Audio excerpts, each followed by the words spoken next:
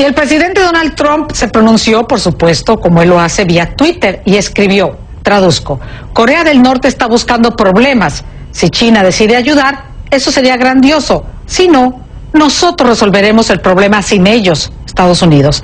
Y en otro tuit, también con su pluma, supongo, el presidente de Estados Unidos escribió, yo le expliqué al presidente de China que un acuerdo de intercambio comercial con Estados Unidos sería mucho mejor para ellos si ellos resuelven el problema con Corea del Norte. Y la expectativa crece también por la visita del el actual secretario de Estado, Rex Tillerson, a Rusia, el momento en que, como usted sabe, pues las relaciones entre los dos países pues no pasan por su mejor momento. El funcionario, como vemos, ya llegó a Moscú. No se sabe si se entrevistará directamente con el presidente Vladimir Putin. Su principal misión, y le comparto la de Tillerson, la de este hombre que vemos en pantalla, es convencer a Rusia de no seguir apoyando al régimen de Siria de Bashar al-Assad. Y como todos los días desde la capital de Estados Unidos nos acompaña Yone Molinares. Yone, ¿cómo estás? Gusto en saludarte. Y pues hoy vamos a hablar de estas tensiones diplomáticas. Yo decía al principio que se están mostrando los dientes todos, Estados Unidos a Corea del Norte, y de paso le gruñe a China. Y en el mismo Moscú, Estados Unidos al parecer le dice a Putin, no más con Bashar al-Assad. Momentos muy delicados en cuanto a diplomacia internacional. Hay mucho de qué preocuparse, Yone. Claro, y además mira el cambio que ha tenido por fuerza que adelantar el mismo presidente Trump cuando era candidato. Era todo lo contrario, digamos una retórica más nacionalista, Estados Unidos primero, que se entiendan los demás, nosotros no somos la policía del mundo, pero a la luz de lo que ha ocurrido ha tenido que hacer un cambio fuerte. También incluso con la relación con Rusia, que esperaba podía ser para la Casa Blanca siempre así, era más lógico pensar en tener una mejor relación con Rusia para poder luchar contra ISIS, pero a la luz de lo que está ocurriendo en Siria, cuando son los rusos los que están apoyando al gobierno de Bashar al-Assad, pues las cosas cambian, la dinámica cambia, la composición de todo ese escenario en esa parte del mundo cambia también. Por supuesto que tiene que cambiar la diplomacia. Aquí hay dos cosas importantes. Tillerson llega a encontrarse con su contraparte Sergei Lavrov en Moscú, después de que se encontraron en Italia con los 7 países más industrializados del mundo, hablar precisamente de qué es lo que está pasando en Siria, cómo puede Estados Unidos o cómo no puede Estados Unidos ser parte de todo digamos, de toda esta dinámica. ¿Y cuál va a ser el cálculo realmente de la estrategia del presidente Donald Trump? Porque, Patricia, que hay dos cosas. Lo que se escuchó el fin de semana eran dos escuelas de pensamiento, por decirte de un lado. Por un lado, una parte del gobierno piensa que es más importante o prioritario buscar cómo salir de Assad del poder. Otros piensan que es mejor primero controlar a ISIS antes de pensar en Assad. Esa es la parte que está considerando el secretario de Estado Rex Tillerson.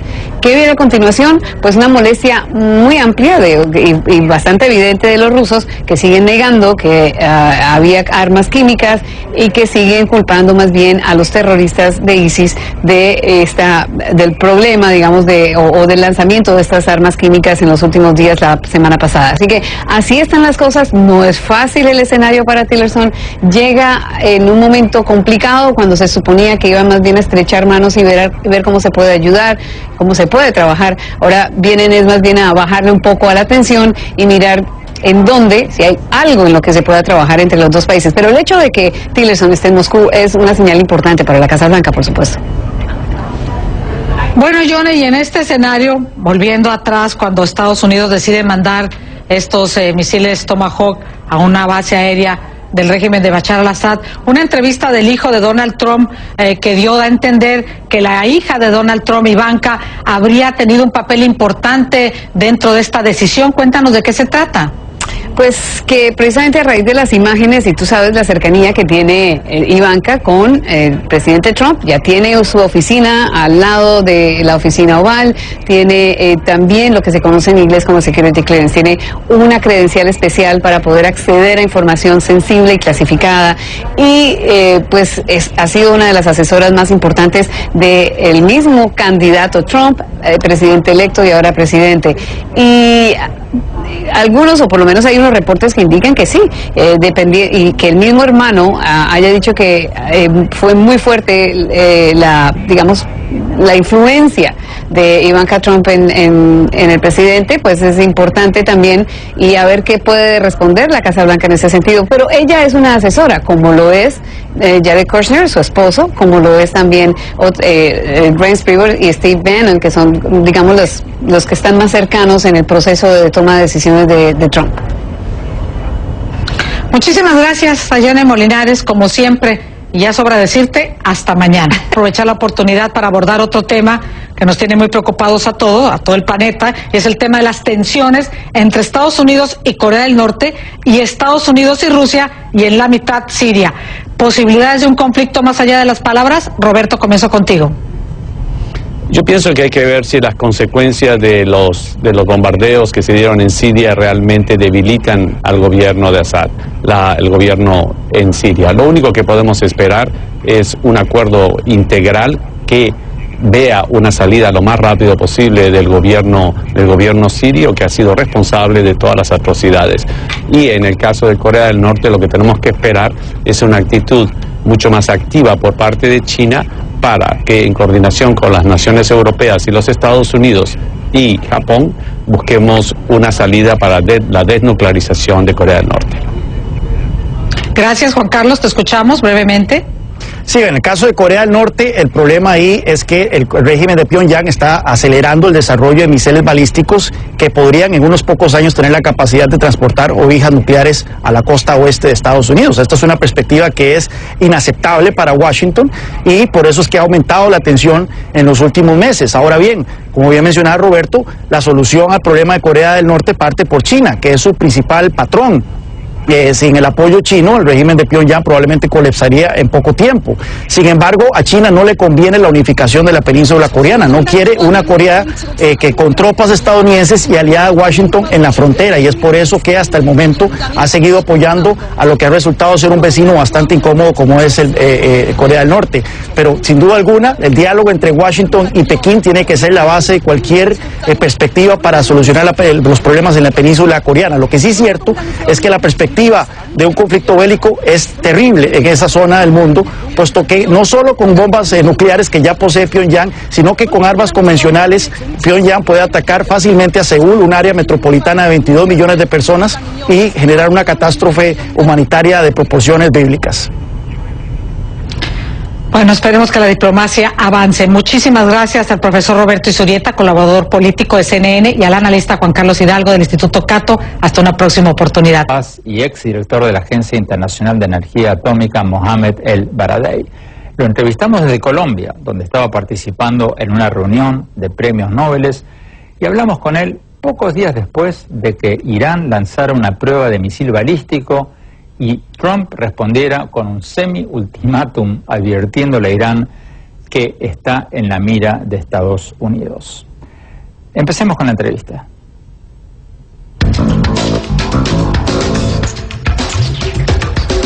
Doctor El Baradei, muchas gracias por darnos esta entrevista. Doctor El Baradei, ¿cuán seria es esta escalada de tensiones entre el gobierno del presidente Trump y el gobierno de Irán? En un contexto global general es bastante seria. El mundo se ha vuelto más combativo, belicoso y menos tolerante. Y en gran parte es por la retórica del gobierno de los Estados Unidos o su presidente Trump hacia Irán. Y no veo o entiendo la razón por la cual, después de 10 años de negociaciones y acuerdos donde les aseguramos a la comunidad internacional que Irán no está desarrollando armas nucleares, y por el contrario, estamos buscando un desarrollo económico contemplando los derechos humanos, no veo la razón por la cual estamos escuchando esta retórica de parte de la administración de Trump. Es desconcertante. Debemos recordar lo que pasó en la guerra de Irak.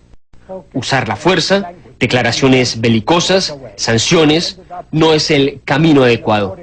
Terminamos con una guerra en Irak, con una nación completamente diezmada, surgió ISIS, el Estado Islámico, y creamos una explosión e implosión en el Oriente Medio.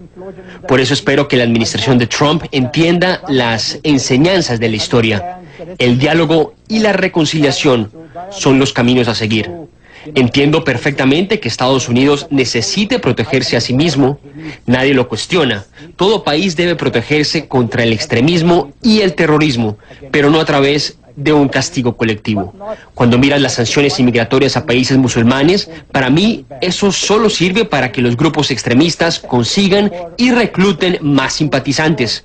Por eso tengo la esperanza que la administración de Trump se tome el tiempo de entender las implicaciones de sus actos y el lenguaje que están usando. Por ejemplo, no se puede concebir que el presidente Trump a la medianoche envíe un Twitter contando que aumentará su capacidad nuclear. Él no entiende que esto significa, en un lenguaje simple, que nos estamos acercando a un holocausto nuclear. Necesitamos tener mucho cuidado con las palabras que usamos y nuestras acciones. Pero antes de ir a eso, doctor El Baradei, ¿acaso la prueba de lanzamiento de un misil balístico de Irán hace unos días no fue una provocación de Irán? ¿Por qué cree usted que Irán hizo esa prueba? Tendríamos que preguntarle directamente al gobierno iraní, pero me pregunto, ¿por qué otros países también están haciendo pruebas balísticas? Si un país quiere tener un sistema de defensa y seguridad, no se puede basar en lo que los otros países dicen tener o en la igualdad de condiciones entre países. Espero que ningún país llegue a lanzar un misil balístico, pero debemos entender que Irán se siente amenazado, con razón o sin razón. Y necesitamos asegurarle a Irán que no serán atacados y por ende no necesita hacer ninguna prueba balística. Pero con el lenguaje de Trump, y si consideras la situación de Irán, ¿no harías lo mismo que los iraníes? Necesitamos abrir el diálogo entre estos dos países. Como mencioné anteriormente, Irán y el mundo, en particular con Estados Unidos, han estado en negociaciones por 10 años y finalmente se llegó a un acuerdo. Si existe algún punto a mejorar o discutir, la solución es sentarse en la mesa de negociación nuevamente, dialogar y generar confianza entre las partes, pero no amenazar y criticarse mutuamente. Para mí, ese no es el camino a seguir. Pero, doctor El Baradei, además de la prueba del misil balístico de Irán, el gobierno del presidente Trump dice que Irán está apoyando a los rebeldes de Yemen que atacaron recientemente a una nave de Arabia Saudita, que Irán está extendiendo su influencia en Irak. El propio gobierno de Arabia Saudita y otros países del Golfo Pérsico están diciendo que Irán está agrediéndolos, pero constantemente. ¿No es cierto eso? ¿Es cierto o falso? Puedo decir que es cierto y es falso. Todo el Medio Oriente está sufriendo una implosión, una explosión. Mira el caso de Siria. Después de que destruimos una nación entera, un pueblo entero, venimos 5 años después a decirles que necesitamos buscar una solución política al conflicto. Esto fue lo que tuvimos que decir hace 5 años, antes de acabar con un pueblo. Esto para mí ha sido un acto criminal por parte de la comunidad internacional. ¿Qué está pasando en Yemen y Libia? Las potencias mundiales como Estados Unidos y Rusia deberían reunirse y encontrar una solución, pero con el propósito principal de proteger la vida humana. Lo que está pasando es que Oriente Medio se está convirtiendo en un campo de batalla geopolítico, donde las vidas humanas son consideradas un daño colateral.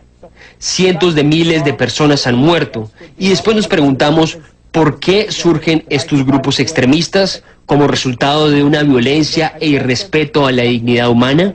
¿Qué podemos esperar? Irán puede estar equivocado, al igual que cualquier otro pueda estarlo, pero la solución es reunirse y negociar. Si alguien es agresivo, las Naciones Unidas debería estar ahí para moderar las negociaciones. Yo creo que todos tienen un poco de culpa. Es mi opinión personal. Hemos llegado a tener más de 100 guerras en el Medio Oriente sin el más mínimo interés en el futuro de la gente que vive ahí, de sus ansias de paz, de libertad y de dignidad. Y deberíamos enfocarnos únicamente en eso, y no en el interés geopolítico de ningún país. Usted acaba de mencionar el peligro de una guerra nuclear. Usted escribió en un tuit el 27 de diciembre pasado que el mundo, según Trump, sea un lugar peligroso. ¿Está usted insinuando que Trump podría desencadenar una guerra nuclear? No estoy insinuando eso, pero vemos al presidente Trump al presidente Putin, a Theresa May, vemos a los países con armas nucleares haciendo declaraciones alegres sobre su necesidad de modernizar su armamento nuclear. Hablamos de trillones de dólares en presupuestos. Estados Unidos invertirá 10 trillones de dólares en la próxima década, al igual que Rusia y China. Cuando tienes 2.000 misiles nucleares listos para ser lanzados con tiempos de respuesta de entre 30 y 60 minutos, o que pueden ser lanzados por error humano o de computadoras, cuando vemos todo este lenguaje belicoso como el que el presidente Trump está utilizando, diciendo que voy a expandir mi capacidad nuclear, o el del presidente Putin diciendo que voy a tener sistemas de misiles mejor y más sofisticados, o cuando vemos a Theresa May diciendo que vamos a construir nuestros propios misiles nucleares, solo porque necesitan proyectar una imagen de fuerza. Cuando oyes todas estas declaraciones, cuando miras la capacidad nuclear en el mundo, por supuesto que es preocupante. Y no soy el único. Hay un grupo llamado Doomsday Clock, establecido en Chicago en 1947 por 17 ganadores de premios Nobel en ciencias y física, y desde la semana pasada adelantaron la hora 2 minutos y medio a la medianoche, significando que estamos en el periodo más peligroso desde 1942. Así que hay preocupación. La gente está preocupada, los expertos están preocupados, los que entienden la situación están preocupados. Necesitamos disminuir la retórica belicosa, necesitamos incitar al desarme nuclear y no al revés, como cuando se comprometieron desde 1970 con el Tratado de No Proliferación, donde todos los países con armas nucleares se comprometieron a deshacerse de sus armas atómicas. Pero estamos viendo todo lo contrario. No están honrando su compromiso con el acuerdo firmado. Y la gente común, el pueblo, necesita hacerse oír y ser escuchada, como pasó cuando en Estados Unidos marcharon por los derechos de las mujeres. A mí me gustaría ver al pueblo marchar por ver un mundo sin armas nucleares. Necesitamos salvarnos de nosotros mismos. Necesitamos salvarnos de la autodestrucción.